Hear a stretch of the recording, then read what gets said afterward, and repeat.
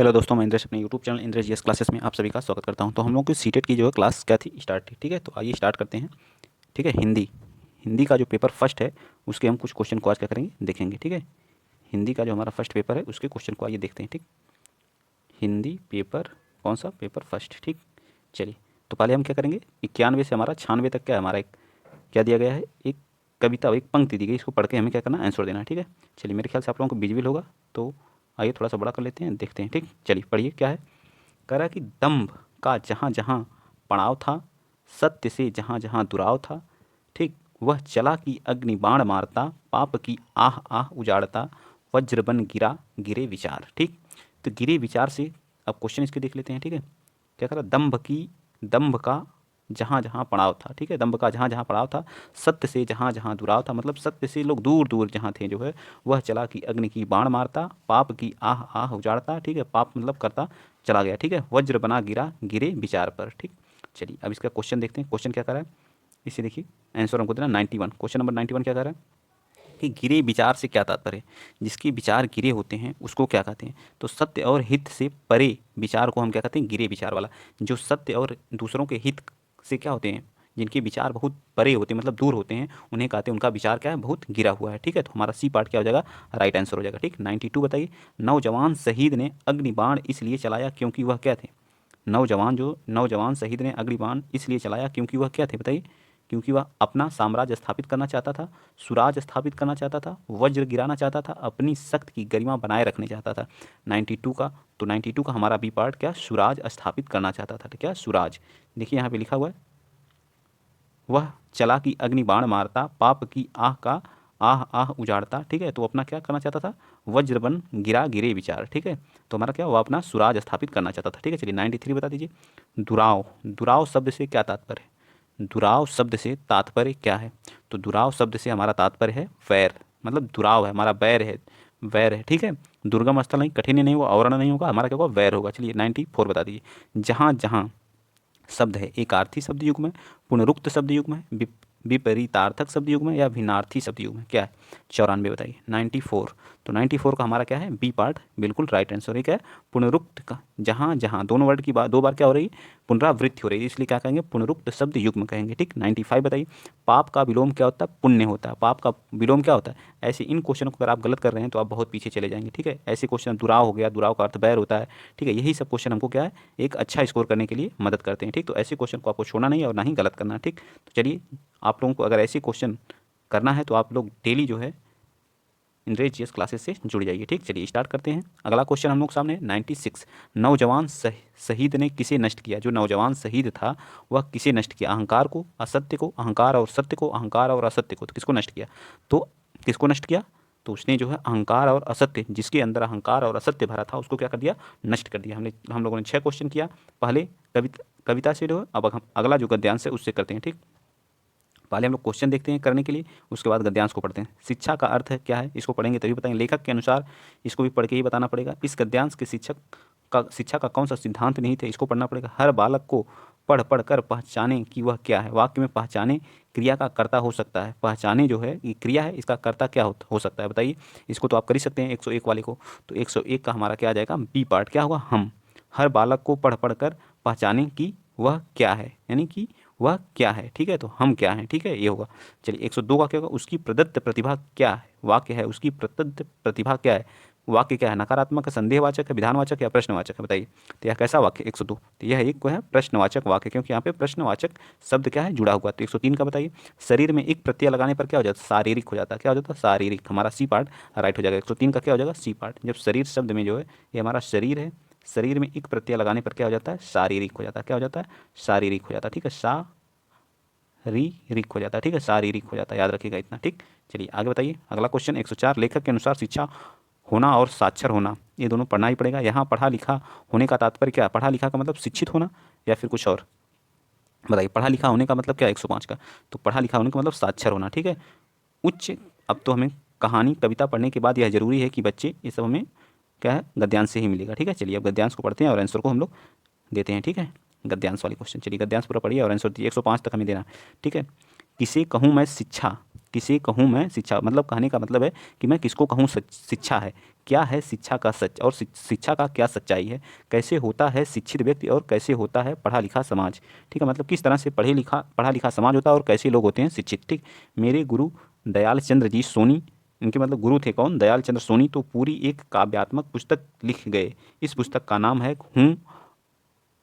हूँ क्या है, हूँ अड़ भड़ियों शिक्षित हूँ।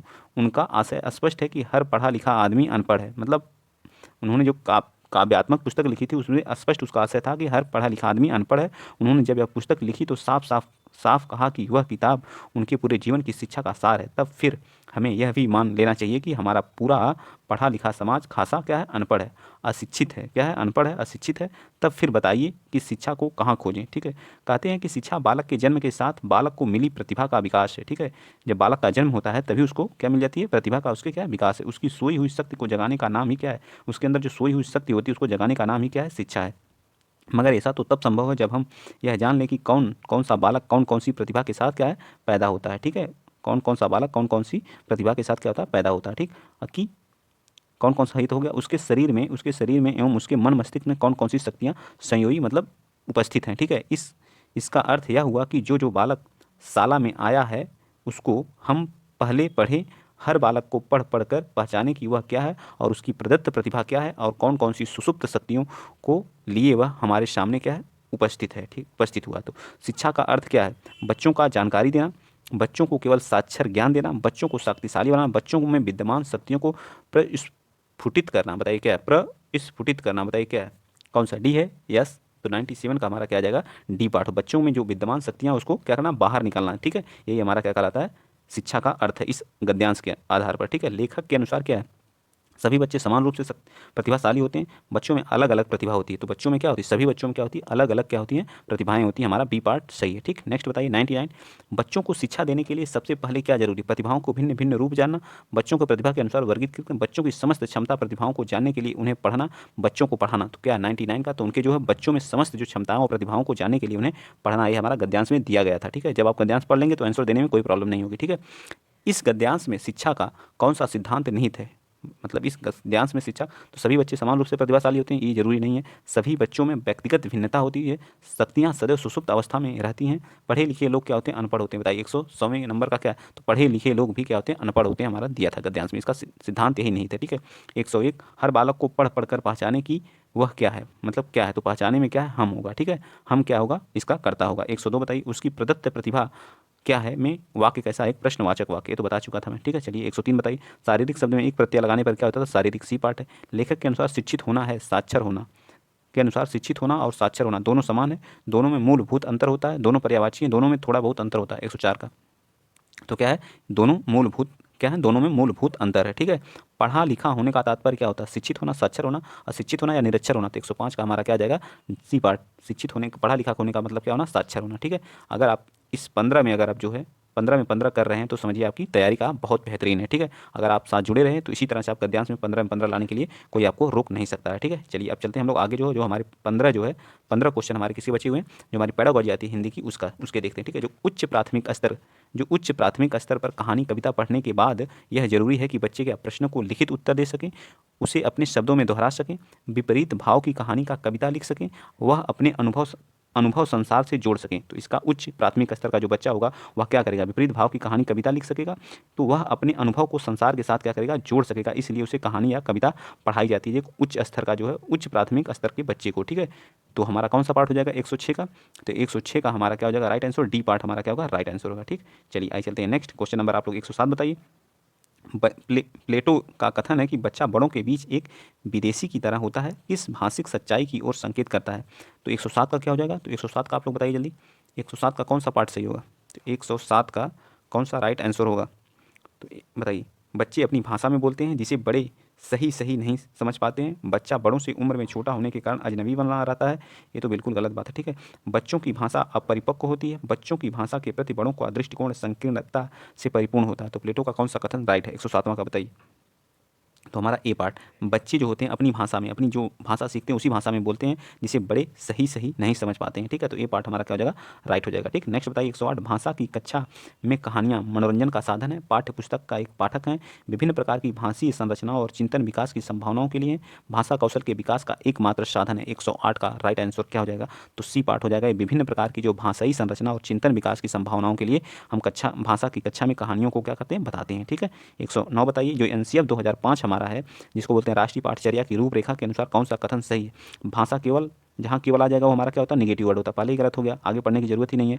भाषा शिक्षण एक प्रकार से अन्य विषयों की कक्षाओं में भी मौजूद रहता है, बच्चे विद्यालय आकर ही भाषा सीखते हैं, ये भी गलत बात है। बच्चा तो घर पे ही अपनी मातृभाषा को सीख जाता है, अपने आस पड़ोस से भी सीख जाता है, ठीक है। तो ये तो फिर लास्ट वाला प्राथमिक स्तर पर भाषा सीखने सिखाने का केवल पढ़ने का ही पे बल दिया जाता है, केवल शब्द, ये भी हमारा निगेटिव हो गया। तो हमारा कौन सा राइट हो गया, जो है 109 का बी पार्ट हमारा बचा, कौन, बी पार्ट हमारा क्या होगा, राइट होगा, ठीक है। चलिए नेक्स्ट चलते हैं, अगला क्वेश्चन।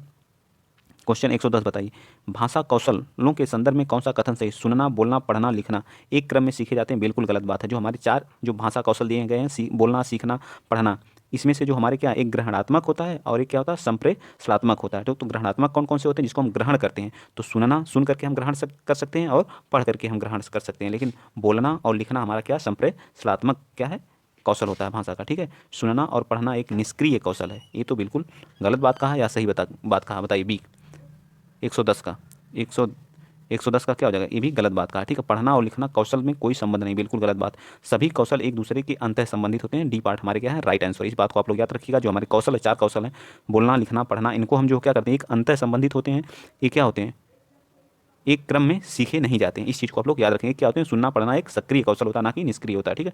चलिए नेक्स्ट बताइए, क्वेश्चन नंबर 111, उच्च प्राथमिक स्तर पर भाषा की पाठ्य पुस्तक में, उच्च स्तर का जो प्राथमिक स्तर का बच्चा होता है, और पाठ्य पुस्तक में विविध प्रकार की साहित्यिक रचनाओं के समावेश का उद्देश्य क्या होता है। बच्चों को सभी प्रकार की जो साहित्यिक विधाओं में पारंगत करना, विभिन्न प्रकार की साहित्यिक विधाओं को भाषाई संरचना से परिचित होने का अवसर देना। अवसर हमारा क्या होता है, हमेशा पॉजिटिव होता है। मैं हमेशा जहाँ पॉजिटिव निगेटिव वर्ड होते हैं उस पर आप लोगों को ज़्यादा फोकस करवाता हूँ, तो आप लोग उस चीज़ को क्या फोकस किया करिए, ठीक। तो 111 का कौन सा राइट आंसर हो जाएगा, तो 111 का बी पार्ट, क्योंकि यहाँ अवसर देना जो है बहुत ही महत्वपूर्ण है, बाकी और हमारे क्या है, गलत है, ठीक है। A B C D. Next चलिए अगला क्वेश्चन, क्वेश्चन 112 बताइए, रश्मि नाम की एक लड़की है जो अपनी कक्षा को बाहर मैदान में रश्मि अपनी कक्षा को बाहर मैदान में ले जाती है, ठीक है, और पर्यावरण पर आधारित कविता पाठ का कार्य करती है। रश्मि का क्या उद्देश्य है, बच्चों को रोजमर्रा की चर्चा से कुछ अलग माहौल देना, बच्चों को मैदान में घूमने का अवसर देना, मैदान में प्राकृतिक वातावरण के साथ संबंध जोड़ते हुए कविता को समझने का अवसर देना, या अपने प्रशिक्षण में सीखी बातों का निर्वाह करना। बताइए तो कौन सा 112 का, तो 112 का हमारा राइट आंसर हो जाएगा, क्योंकि वो प्राकृतिक वातावरण के साथ संबंध स्थापित करके अपनी कविता को समझाने का अवसर प्रदान कर रही थी। ए बी सी हमारे क्या है, गलत, ए और बी और डी हमारे गलत हैं, बाकी हमारे क्या है, सी हमारा क्या है, राइट है। चलिए नेक्स्ट बताएंगे 113, भाषा जो होती है, भाषा में आकलन करने के बाद महत्वपूर्ण सोपान होना चाहिए। भाषा में आकलन करने के बाद महत्वपूर्ण सोपान होना चाहिए। आकलन से प्राप्त आंकड़ों के आधार पर बच्चों के अभिभावकों से विचार विमर्श करना, आंकड़ों को सहेज कर रखना, आंकड़ों को तत्काल नष्ट करना, आंकड़ों का पुनः पुनः परीक्षण करना। ये बताइए 113 का क्या हो जाएगा, तो 113 का हमारा राइट आंसर क्या होगा, ए पार्ट होगा। आंकड़ों के आधार पर बच्चों के अभिभावकों के विचार विमर्श करना हमारा क्या है, सबसे महत्वपूर्ण सोपान होता है, ठीक। नेक्स्ट बताइए, विद्यालय में एक से अधिक भाषाओं का शिक्षण क्या कहलाता है। अगर विद्यालय में एक से अधिक भाषाओं का शिक्षण किया जा रहा है तो जटिल समस्याओं का उत्पन्न करता है, अनेक भाषाओं के शिक्षक के रोजगार को बढ़ावा देता है, बहुभाषिकता और राष्ट्रीय सद्भाव का प्रसार करता है, या व्यवहारिक नहीं है। बताइए तो 114 का क्या हो जाएगा, ये बहुभाषिकता और राष्ट्रीय सद्भाव का क्या होता है, प्रसार होता है। क्योंकि हमारे देश में देख लिए अलग अलग तरह की अलग अलग स्टेट में अलग अलग भाषाएं बोली जाती हैं। तो अगर जो है कोई कर्मचारी है जो है, ठीक, वो दक्षिण भारत का है, उसकी ड्यूटी जो है हमारे यूपी में लगी है, तो जो उनके लिए क्या होता है, केवीएस करके स्कूल बनाए जाते हैं, वहाँ उनके बच्चों को स्टडी कराई जाती है, वहाँ हर तरह की भाषाओं को क्या किया जाता है, स्टडी कराया जाता है, ठीक है। चलिए अगला चलते हैं, आगे वाले क्वेश्चन, क्वेश्चन नंबर 115 बताइए, भाषा जो होता है, भाषा शिक्षण की प्रत्यक्ष विधि क्या है, मतलब डायरेक्ट विधि। मातृभाषा का निरर्थक हस्तक्षेप होता है, निरर्थक हस्तक्षेप होता है। जो हमारी भाषा शिक्षण की प्रत्यक्ष विधि क्या होती है, मातृभाषा का निरर्थक हस्तक्षेप होता है। ये बात सही है या गलत, 115 का, तो ये बिल्कुल गलत बात है, ठीक है। भाषा अर्जन, जो भाषा हम अर्जित करते हैं वह स्वाभाविक स्थिति का निर्माण करती है, बिल्कुल राइट बात है। जो बच्चा घर पे प्राकृतिक भाषा अपने आस पड़ोस की जो भाषा सीखता है उसे हम भाषा अर्जन करते हैं, उसमें स्वाभाविक स्थिति का क्या होता है, निर्माण होता है, ठीक है। यही हमारा क्या जाएगा, राइट आ जाएगा, ठीक। चलिए 116 बताइए, भाषा में जो रचनात्मक आकलन का सर्वाधिक बेहतर उदाहरण क्या है। रचनात्मक, बच्चे को जो है अपने खट्टे मीठे अनुभव लिखने के लिए कहना, श्रुत लेख, मतलब श्रुत लेख में सुनकर लिखना, जो है सुनकर लिखना, या प्रश्नों के उत्तर लिखवाना, इकाई परीक्षा लेना। बताइए 116 का कौन सा राइट आंसर हो जाएगा, तो सबसे बच्चे को अपने खट्टे मतलब अनुभव लिखने, बच्चा क्या सीखा है क्या नहीं, उसको खुद का लिखने के लिए, स्वयं का लिखने के लिए कहिए, यही सबसे जो है रचनात्मक आकलन का सर्वाधिक बेहतर उदाहरण होता है, ठीक है। नेक्स्ट चलते हैं 117 बताइए, हिंदी भाषा में प्रश्न पत्र में आप किस प्रकार को सर्वाधिक उचित मानते हैं? विश्लेषणों के कितने और कौन से भेद होते हैं? प्रत्ययों की परिभाषा, सर्वनाम के भेद को उदाहरण सहित स्पष्ट कीजिए। लेखक ने पहाड़ पर होने वाली बारिश का वर्णन एक अलग तरीके से किया। आप बारिश संबंधी अपना अनुभव लिखिए। तो 117 का क्या हो जाएगा? 117 का राइट आंसर डी हो जाएगा। ठीक है, बिल्कुल सबसे सटीक और उचित माना जाएगा। ठीक है, हिंदी भाषा के प्रश्न पत्र को। अब चाम्स्की जी हैं, चाम्स्की जी एक मनोवैज्ञानिक हैं कि कारण बच्चे भाषा कहाँ सीखते हैं? भाषा अर्जन क्षमता से, भाषाई समाज से, भाषा आकलन से, या व्याकरणिक नियमों की जानकारी से ही? बताइए कहाँ से सीखता है बच्चा चाम्स्की के अनुसार जो है 118 का। तो इनके अनुसार भाषा अर्जन क्षमता, चाम्स्की के अनुसार भाषा अर्जन क्षमता के कारण बच्चे भाषा को क्या करते हैं? सीखते हैं। ठीक है, 119 बता दीजिए। भाषा जो है, भाषा शिक्षण में अनिवार्य है क्या? मानक भाषा पर बल देना, समग्रतावादी दृष्टिकोण, विशेष आवश्यकता वाले बच्चे के साथ भिन्न व्यवहार, वर्तनी संबंधी गृह कार्य। बताइए कौन सा भाषा शिक्षण में अनिवार्य क्या है 119 का? तो सबसे अनिवार्य समग्रतावादी दृष्टिकोण। ठीक है, समग्रतावादी दृष्टिकोण, बी पार्ट हमारा क्या है? राइट है। ठीक है, 120 बता दीजिए। आज का लास्ट क्वेश्चन है 120 हिंदी के हमारे लास्ट क्वेश्चन है, इसके बारे में बताइए जल्दी। ठीक, तो बी पार्ट इसका आ जाएगा। विशेष आवश्यकता वाले बच्चों की भाषा का आकलन करते समय उन्हें प्रश्न संख्या में विशेष छूट मिलनी चाहिए, उन्हें अधिक अंक देने का प्रयास करना चाहिए। ये तो कोई सही बात नहीं है। ठीक है, उनकी क्षमता और सीमाओं पर ध्यान रखना चाहिए, उन्हें प्रति दया भाव की भावना कोई नहीं होनी चाहिए। ठीक है, 120 का क्या हो जाएगा? सी, या 50-50 कर दिया हूँ। विशेष छूट मिलनी चाहिए या उनकी क्षमता और तो उनकी क्षमता और सीमाओं पर ध्यान रखना चाहिए। हमारा सी पार्ट क्या हो जाएगा?